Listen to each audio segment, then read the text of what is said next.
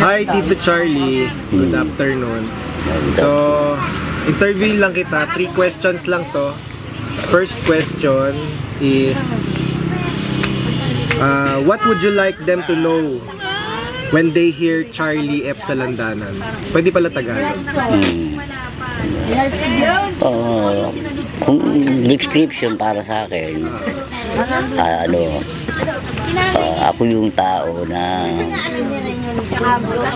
kapag ka gustong tutulong, kung ako lang din ay may tutulong na nakaya ko. Ako yung tipong tahimik na tao, tapos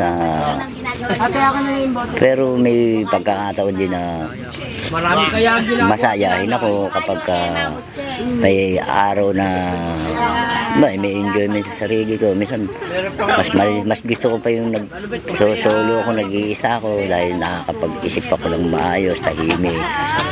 Tapos yun lang yung buhay ko, nakapokus lagi ako sa sarili kong destinasyon na kung anong gusto kong mangyari sa hinaharap ko. Tapos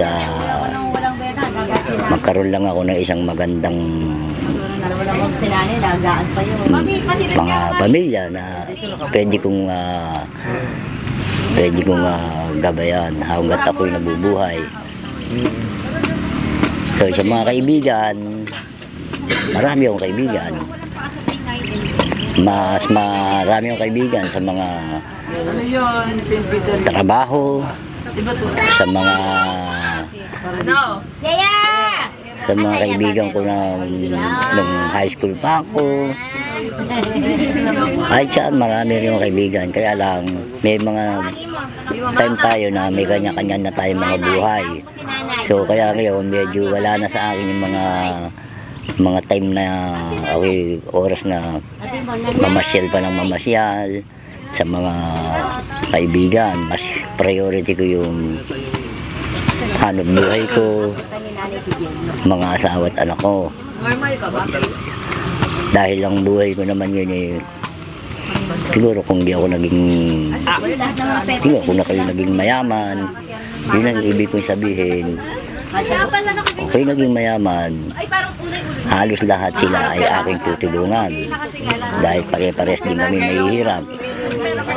Nagkataon lang na ganito naging buhay ko, pero masaya pa rin ako dahil binigyan niya ako ng nilod ng pamilya at napalaki ko ng maayos ang mga anak ko na may takot sa Diyos at marunong makipagkapwa-tao.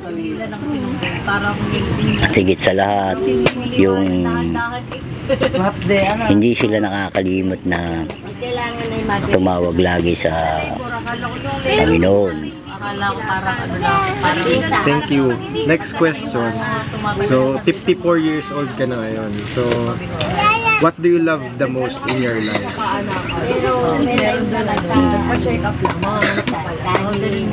Sa akin, mas gusto ko yung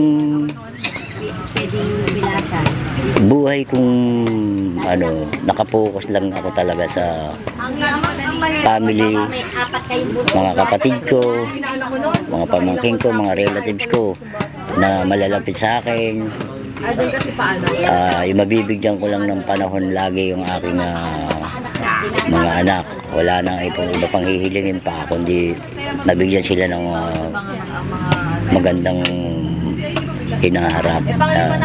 Ayaw ko ng maligaya ako, ayaw ko ng pamilya ko ay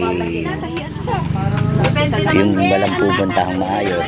Talaga masaya ako pagkakapiling ko sila, tsaka yung aking mga kamag-anak na malapit sa akin. Thank you. Last question. What one life lesson would you like to impart to your children or grandchildren? Ang gusto ko na ma-share sa yung hanggat nabubuhay sila, hanggang sila'y bata pa. Dahil lahat ng tao tatanda. Doon din tayo babagsak sa hinaharap na tayo mamamatay din.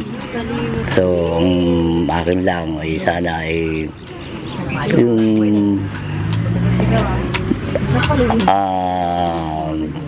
may bahagi sa kanila na darating ang panahon ay dapat isipin nila yung kanilang magiging bukas at yung mga ano nila, yung mga buhay na ano ay mapalagay sila sa maayos. Kasi napakahirap ng buhay sa panahon ngayon na lalo na kapag nawalan ka ng mahal sa buhay. Kailangan talaga ay may bahagi sa kanila na magmamahalan, magtutulungan ang mga magkakapatid, ang mga magkakamag-anak. Dahil yun lang ang pinakamagandang pwede kong i-share sa kanila, na huwag makakalimot na pag may nangangailangan din, pag kailangan nila, tulungan nila, kahit sa paanong paraan, makakatulong ka. Thank you, Tito Charlie. Any last words sa ating viewers? Sa mga nanonood, probably mga anak mo or kapamilya. Ginawa ko talaga ako. Okay na yan.